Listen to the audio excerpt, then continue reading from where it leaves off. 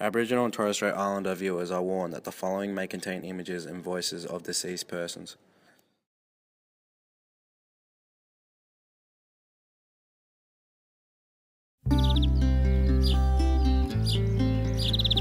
There was a little angel girl that couldn't fly.